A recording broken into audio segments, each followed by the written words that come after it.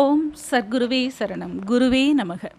பூசணிக்காயை பெண்கள் உடைக்கலாமா கூடாதா?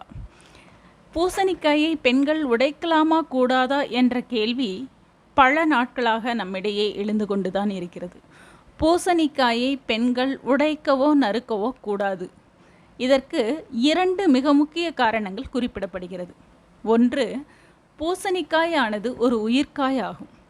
அதாவது மற்ற காய்களை செடியிலிருந்து பறித்தவுடன் அதன் உயிர் பிரிந்துவிடும். ஆனால் பூசணிக்காயை செடியிலிருந்து பறித்த பிறகும் அது உயிரோட்டத்துடன் இருக்கும். எப்பொழுது பூசணிக்காயை நாம் நறுக்குகிறோமோ அல்லது உடைக்கிறோமோ அப்பொழுதுதான் அதன் உயிர் பிரிகிறது.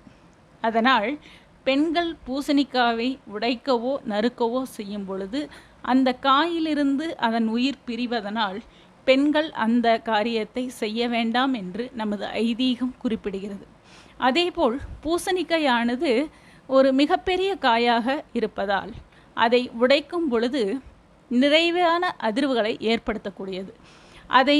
அந்த அதிர்வுகளை தாங்கும் சக்தி மென்மையான பெண்களின் மனதுக்கு இல்லை என்ற காரணத்தினாலும் பூசணிக்காயை பெண்கள் உடைக்கக்கூடாது என்று குறிப்பிடுகிறார்கள்.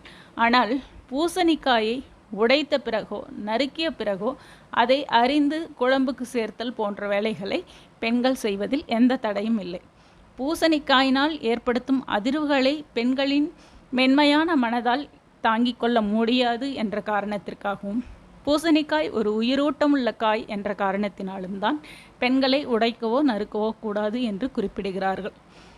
அடுத்த ஆன்மீக தேடலுக்காக உங்கள் வைஷ்ணவி.